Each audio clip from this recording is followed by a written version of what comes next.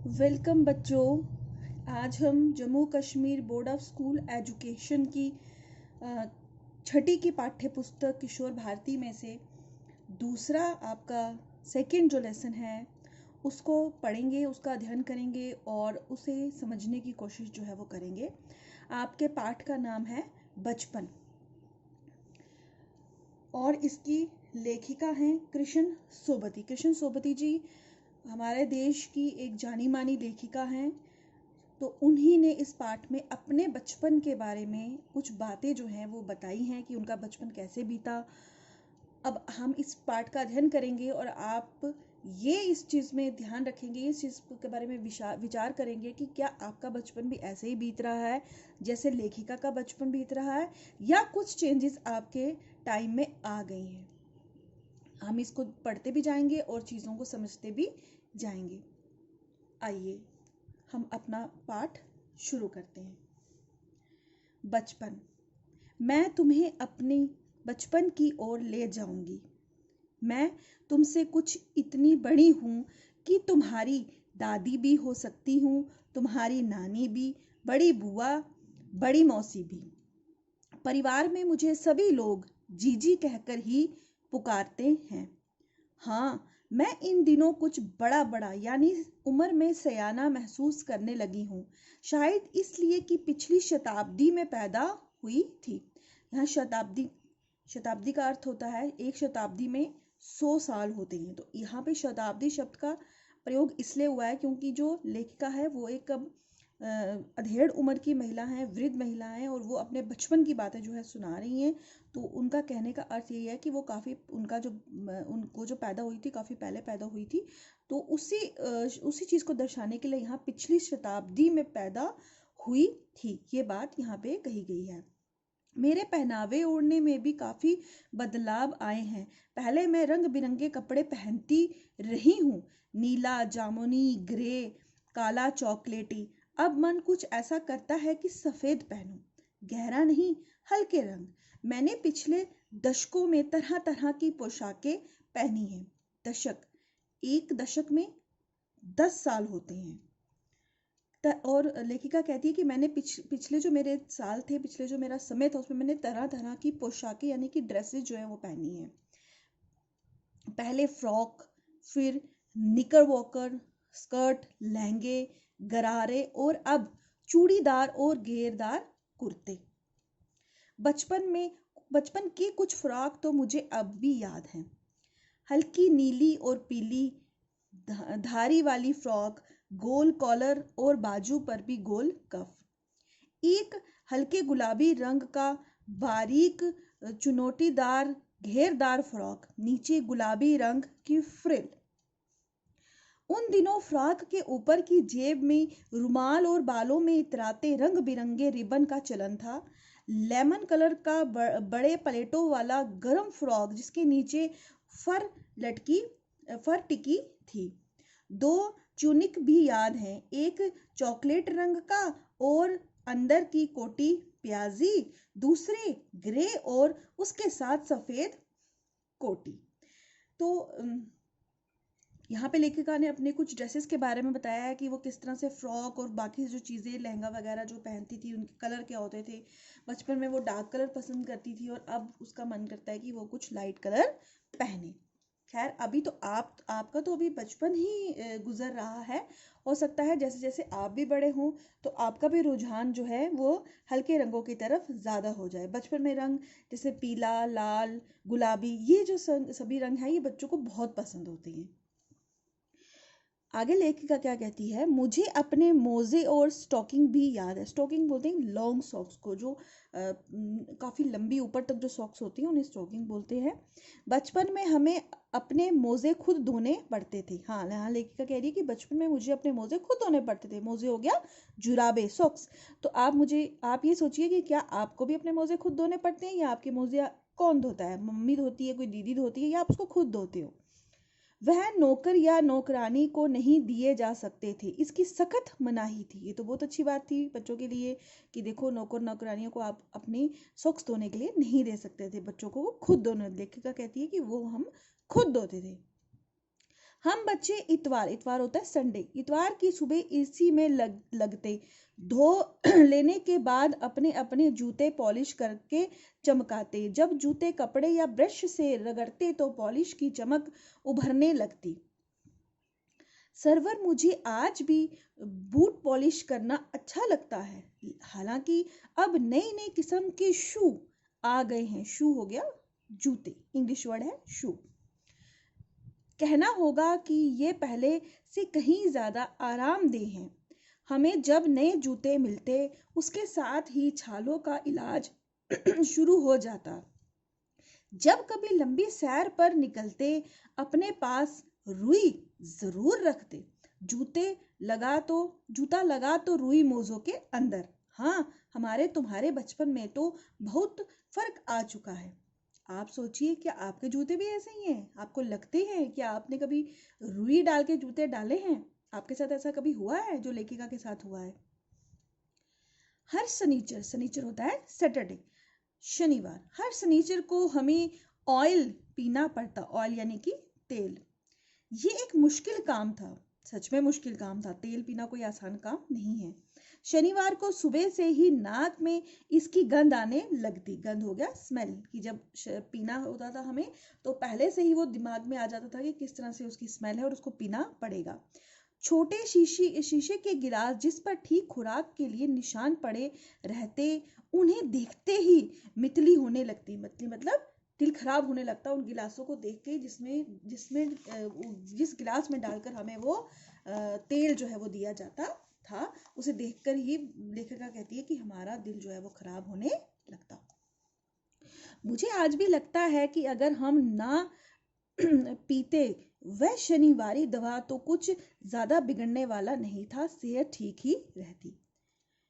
आगे क्या कहती है लेखिका? तुम्हें बतलाऊंगी कि हमारे समय और तुम्हारे समय में कितनी दूरी हो चुकी है। अब लेखिका कहती है आगे मैं और भी आपको चीजें बताती हूँ कि मेरे बचपन में और आपके बचपन में क्या फर्क आया हुआ है, और मैं आपको इसके बारे में बातें बताना चाहती हूँ। यहाँ तक कि बचपन की दिलचस्पियां भी बदल गई हैं, है ना? बिल्कुल। जो मतलब बचपन में जो दिल बड़े लोगों का करता था, जैसे गेम्स हम बड़े लोग पहले खेलते थे, अब बच्चे देखो उसमें बहुत सा फर्क आ गया। आपने भी अपने घर में अपनी मम्मी से, अपनी दादी नानी से आप डिस्कस करो कि आप अपनी दादी से पूछो, नानी से पूछो, मम्मी से पूछो, या बड़ी बुआ से पूछो, अपने घर में पापा से पूछो, दादाजी से पूछो कि आप सभी कैसी गेम्स जो है अपने बचपन में खेलते थे, और आप बच्चे कैसी गेम्स खेलते हो, और फिर देखो कि क्या कोई फर्क आया है। लेखिका का तो कहना है कि फर्क आया है। हम मेरे में, लेखिका में और आज के बच्चों में। आप बच्चे भी अपने बड़ों से ये जानने की कोशिश करो कि क्या फर्क आया है। आप उनसे भी प्रश्न पूछ के एक डिस्कशन कर सकते हो हेल्दी, कि वो किस तरह से अपना टाइम जो है बिताते थे बचपन में, क्या करते थे, उनके शौक क्या थे, और वो कैसे कैसे समय जो है बिताते थे। तो आप इसके ऊपर एक हेल्दी डिस्कशन घर में कर सकते हो। आगे देखें लेखिका क्या कह रही है। याद रहे उन दिनों कुछ घरों में ग्रामोफोन थे, रेडियो और टेलीविजन नहीं थे। उन दिनों रेडियो टेलीविजन, आज भी हमारे भारत में बहुत से गांव हैं जहाँ पर टेलीविजन और रेडियो नहीं है। हाँ, लेकिन इंटरनेट हर जगह पहुंच गया, जिसने काफ़ी चीज़ों में सुधार लाया है। लेकिन उस ज़माने में ग्रामोफोन एक, आप कह सकते हो कि उसमें कोई पिक्चर वगैरह नहीं दिखाई देती थी, सिर्फ सुनाई ही देता था, लोग उसमें गाने वगैरह सुनते थे। हमारे बचपन की कुल्फी आइसक्रीम हो गई है, कचौरी समोसे पैटीज में बदल गए हैं, शहतूत और फालसे और खसकास के शरबत कोक पेप्सी में। शहतूत और फालसे एक जंगली, आप कह सकते हो, जो मौसमी जंगली छोटे छोटे तरह के ये फल होते हैं जो बच्चे बड़े चाव से जो है खाते हैं। खासकर गाँव में ये सब चीज़ें जो है आराम से मिल जाती है, और गाँव के लगभग सभी बच्चों ने ये शहतूत और फालसे के जो पेड़ हैं ये ज़रूर देखे होंगे। शहतूत तो काफ़ी जगहों पे लगते हैं, हमारे यूपी, बिहार, जम्मू कश्मीर में, हिमाचल, शहतूत के पेड़ होते हैं। लेकिन ये जो फालसे हैं ये खासकर हिमाचल जो है एरिया, वहाँ पे इसके, हिमाचल जो है, जो ठंडा इलाका है, वहाँ पे इसके पेड़ पाए जाते हैं, और ये भी छोटे छोटे शहतूत की तरह ही बड़े खट्टे मीठे होते हैं।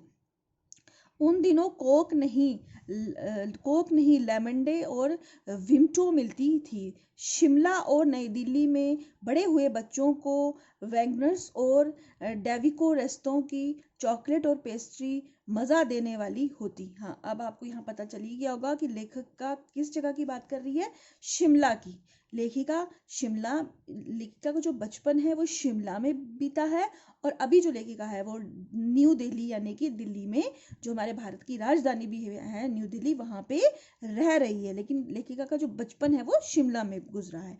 तो लेखिका शिमला की बात जो है वो बता रही है। जैसे मैंने आपको पहले बता दिया था कि शहतूत और फालसे जो पेड़ हैं ये हमारे जम्मू कश्मीर, उत्तर प्रदेश, हमारे हिमाचली जो एरिया है वहाँ पे इसके पेड़ जो हैं मिलते हैं। तो वही बात यहाँ पे निकल के आ रही है कि लेखिका का बचपन शिमला शहर में गुजरा, जो कि हिमाचल प्रदेश में पड़ता है और बहुत ही खूबसूरत ये शहर है।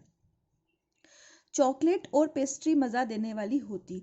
हम भाई बहनों की ड्यूटी लगती शिमला मॉल से ब्राउन ब्रेड लाने की। शिमला मॉल वहाँ पे क्या है, एक जगह का नाम है मॉल रोड। एक रोड है वहाँ पे, एक सड़क है, उस पूरी रोड का नाम ही है मॉल रोड, और बहुत ही खूबसूरत वो सड़क है, बड़ी वहाँ पे दुकानें हैं, लोग वहाँ पे घूमने जाते हैं, बहुत ही सुंदर।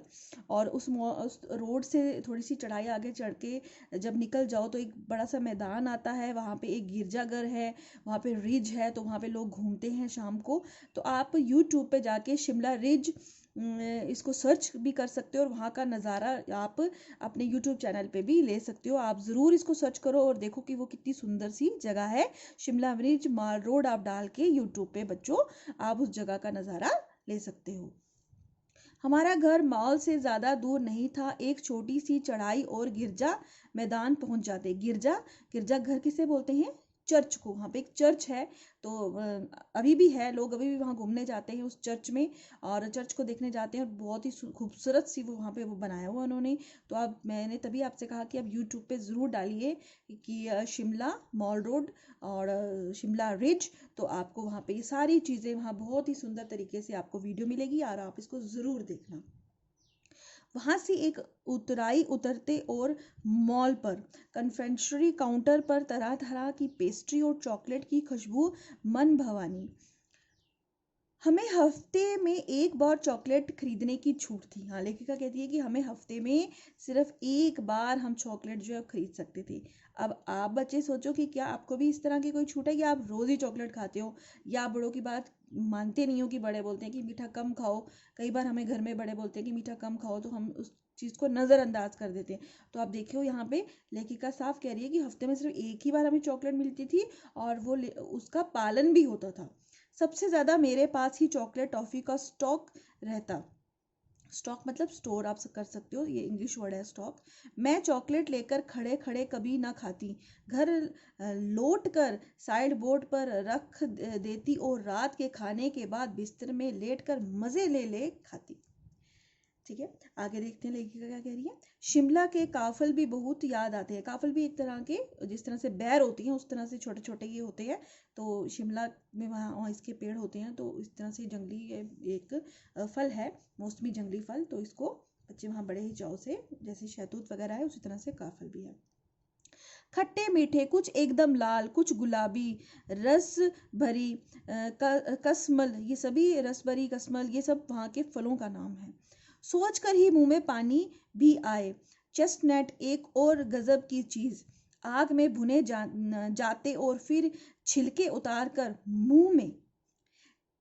चने जोर गरम, अनार दाने का चूरन। अब यहाँ पे लेखिका कह रही है कि चने जो हैं, भुने हुए चने भी हमें वहाँ, और अनार दाने का उसके ऊपर जो है चूरन डाल के बड़ा ही मज़े से हम वो चीज़ वो भी खाते थे। वो लेखिका याद कर रही है और उसके स्वाद के मज़े ले रही है। हाँ, चने जोर गरम की पुड़िया जो तब थी वह अब भी नजर आती है। हाँ, अगर आज भी आप शिमला जाते हो तो वहाँ पे चने जो है मिलते हैं इसी तरह से, और लोग उसको आज भी बड़े चाव से खाते हैं। पुराने कागज से बनाई हुई इस पुड़िया में निरा हाथ का कमाल है।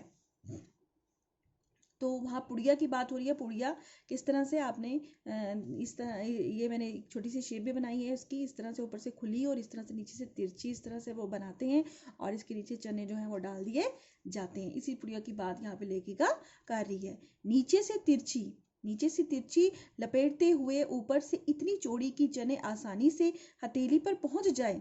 एक तो वक्त था जब फिल्म का गाना चना जोर गरम बाबू में लाई मजेदार चना जोर गरम, ये गाना उन दिनों स्कूल में हर बच्चे को आता था। और यहाँ पे आपने अभी देखा होगा लेखिका ने कहा कि चने जोर गरम, ऐसा चने को जोर गरम क्यों कहा है, तो उस टाइम ये एक बहुत ही मशहूर जो है ये गाना वहाँ पे उस वक्त था। आप इस गाने को भी यूट्यूब पे सर्च करके सुन सकते हो, बहुत ही ये खूबसूरत सा ये गाना है एक फिल्म का, तो आप उसको भी गाने को भी सर्च कर सकते हो। गाने के बोल भी इसी तरह से ही हैं, जैसे चना जोर गरम बाबू में लाई मजेदार चना जोर गरम, तो यही बोल हैं। तो आप इस तरह से इसको सर्च करके गाने को सुनिए और उस गाने का आनंद भी लीजिए। और आपको कौन कौन से गाने याद है आपके समय के, और आप देखिए कि क्या आपके समय में इसी तरह के गाने बनते हैं या उसमें कुछ चेंज आ गया है। बहुत ही मीनिंगफुल सॉन्ग है, आप इस गाने को ज़रूर यूट्यूब पे सर्च करके सुनिए, आपको बहुत मज़ा आएगा। आगे देखते हैं लेखिका क्या बोल रही है। कुछ बच्चे पुड़िया पर तेज मसाला बुरकवाते, बुरकवाते मतलब उस पर ज़्यादा तेज मसाले वाला वो लेते। पूरा गिरजा मैदान घूमने तक एक पुड़िया चलती, एक एक चना पापड़ी मुंह में डालने और कदम उठाने में एक खास ही लय रफ्तार थी। तो लेखक कहती है बड़े मज़े से हम वो चने खाते जाते और वो गाना गुनगुनाते जाते और उसके मज़े जो है लेते जाते और पूरा वो मैदान जो है वो वहाँ पे हम घूमते। आपने भी ज़रूर इस तरह की कभी ना कभी ऐसी जो बच्चे हैं वो करते हैं, वो घूमते हैं अपनी मर्जी से। आजकल तो वैसे बच्चे चिप्स ही खाना ज़्यादा पसंद करते, तो चिप्स खाते खाते अपनी सहेलियों से अपने दोस्तों से बातें करते करते वो घूमते हैं। तो इसी तरह से लेखिका कहती है हम भी ऐसे ही करते थे, लेकिन फ़र्क सिर्फ इतना है कि वो चने खाते थे। छुटपन मतलब यहाँ पे बचपन। छुटपन में हमने शिमला रिज पर बहुत मज़े किए हैं। शिमला रिज जैसे मैंने आपको पहले बता दिया जगह का नाम है, आप इसको सर्च कीजिए और इसका आनंद लीजिए। यूट्यूब पे सर्च कीजिए और बहुत ही इसकी सैर जो है आप नेट पे ही कर लीजिए। घोड़े की सवारी की है। शिमला के हर बच्चे को कभी ना कभी ये मौका मिल ही जाता था। हम जाने क्यों घोड़े को कुछ कमतर करके समझते, उन पर हंसते थे। ननिहाल के घोड़े खूब हष्ट पुष्ट और खूबसूरत, उनकी बात फिर कभी। शाम को रंग बिरंगे गुब्बारे, सामने जाखू का पहाड़, हाँ उसी के आगे जाखू वहाँ पे पहाड़ी है जाखू जी की, और वो वहाँ पे बहुत ही एक प्रसिद्ध मंदिर है और बहुत ही खूबसूरत वहाँ पे रोप वे है, लोग वहाँ घूमने जाते हैं। उस पहाड़ी का नाम जाखू पर्वत है और बहुत ही ज़्यादा बंदर भी वो जो है बहुत ही बड़े बड़े बंदर जो है वहाँ पे पाए जाते हैं। और इस जाखू पहाड़ी का आनंद भी आप नेट पर बैठकर ले सकते हैं। ऊंचा चर्च की घंटियां बजती तो दूर दूर तक उसकी गूंज फैल जाती, लगता इसके संगीत में प्रभु यीशु स्वयं कुछ कह रहे हैं। आगे देखते हैं।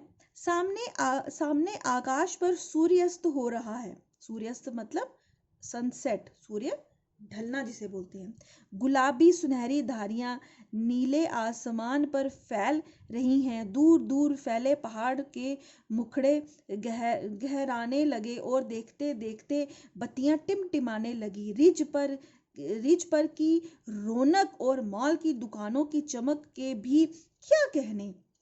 स्कैंडल पॉइंट की भीड़ से उभरता कौतूहल होता है शोर। तो कैसे इस तरह से लेखिका ने इसका वर्णन किया है। धीरे धीरे अंधेरा हो गया, बत्तियां जलने लगी हैं और टिमटिमाती हुई बत्तियां बहुत ही खूबसूरत लग रही हैं। और वहाँ पे क्या है, धीरे धीरे कौतूहल मतलब शोर जो है लोगों का आने। ऐसा क्यों कहा है, क्योंकि शाम के समय शिमला रिज पर चर्च पॉइंट पर वहाँ जो जगह है वहाँ पे बहुत ज़्यादा रश हो जाता है, लोग उसकी खूबसूरती को देखने आते हैं। सर्वर स्कैंडल पॉइंट के ठीक सामने उन दिनों एक दुकान हुआ करती थी जिसके शोरूम में शिमला कालका ट्रेन का मॉडल बना हुआ था। शिमला कालका ट्रेन, जी हाँ, शिमला कालका एक बहुत ही मशहूर ट्रेन होती थी। आजकल उसके टॉय ट्रेन भी बोलते हैं, वो छोटी ट्रेन होती है, आज भी वो चलती है। और उसी ट्रेन का मॉडल जो है ये वहाँ पे बना हुआ जो है वो बताया गया हुआ है। तो ये एक शिमला जाती हुई कालका जगह का नाम है। शिमला से कालका से शिमला और कालका से शिमला, शिमला से कालका ये ट्रेन जो है चलती है। इसकी पटरियां उस पर खड़ी छोटे छोटे डिब्बे वाली ट्रेन एक और लालटेन की छत वाला स्टेशन और सामने सिग्नल देता खंबा, थोड़ी थोड़ी दूर पर बनी सुरंगें। तो मॉडल का यहाँ वर्णन किया है लेखिका ने। पिछली सदी में तेज रफ्तार वाली गाड़ी वही थी। कभी कभी हवाई जहाज भी देखने को मिलता। दिल्ली में जब भी उसकी आवाज आती, बच्चे उन्हें देखने बाहर दौड़ते। क्या आपने बच्चों, आपने भी कभी ऐसा किया है कि हवाई जहाज आया और आप दौड़ के बाहर निकले उसे देखने के लिए? ये काम तो सभी बच्चों ने लगभग अपने बचपन में किया ही है। हमने भी किया है। जब हम छोटे थे, देखते थे कि हवाई जहाज आ रहा है या कोई हेलीकॉप्टर की भी आवाज आ रही है, तो फटाफट दौड़ के बाहर चले जाते थे और हाथ हिला के उसको टाटा बाय बाय किया करते थे। तो मुझे यकीन है आपने भी जरूर किया होगा। दिखता एक भारी भरकम पक्षी उड़ा जा रहा है, पंख फैला फैला कर। ये देखो, और वह गायब। उसकी स्पीड इतनी तेज लगती। हाँ, गाड़ी के मॉडल वाली दुकान के साथ एक और ऐसी दुकान थी जो मुझे कभी नहीं भूलती। ये वह दुकान थी जहां मेरा पहला चश्मा बना था। वहां आंखों का डॉक्टर अंग्रेज थे। शुरू शुरू में चश्मा लगाना बड़ा अटपटा लगा। छोटे बड़े मेरे चेहरे की ओर देखते और कहते, आंखों में कुछ तकलीफ है? इस उम्र में ऐनक? दूध पिया करो।